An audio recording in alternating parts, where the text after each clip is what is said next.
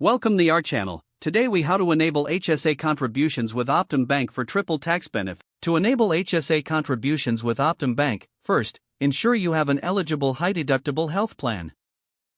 Visit the Optum Bank website to create an account if you don't already have one. Once on the website, click on the Sign Up or Register button to begin the process.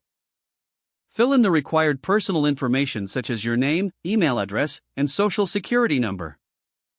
Set a secure password and answer any security questions provided. After submitting your information, check your email for a confirmation link to activate your account.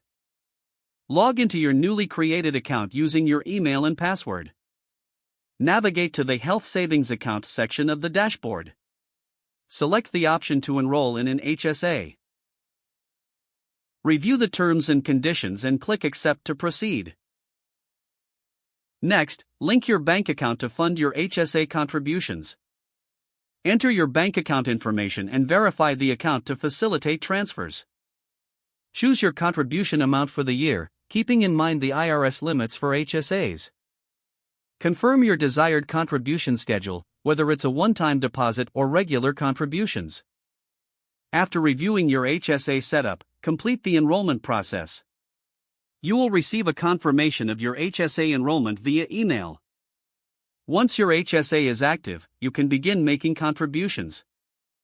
Keep track of your contributions throughout the year to maximize your tax benefits. Additionally, consider investing your funds within the HSA for potential growth. Remember to maintain receipts for qualified medical expenses for tax purposes. By following these steps, you can effectively enable HSA contributions with Optum Bank. If the page does not load, refresh the browser or try again in a private or incognito window. Make sure you are using the correct email address, then retype it carefully to avoid small typos.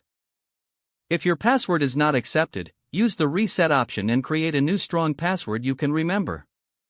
Check your spam folder for verification or security emails, then complete any requested confirmation steps. Enable two-factor authentication if available to improve account security and reduce unauthorized access risk. After signing in, review your profile details so your contact information and settings are accurate and current. If you see an error message, note it down and try again after restarting your device and internet connection. Don't forget to like this video and subscribe to our channel for more step-by-step tech guides.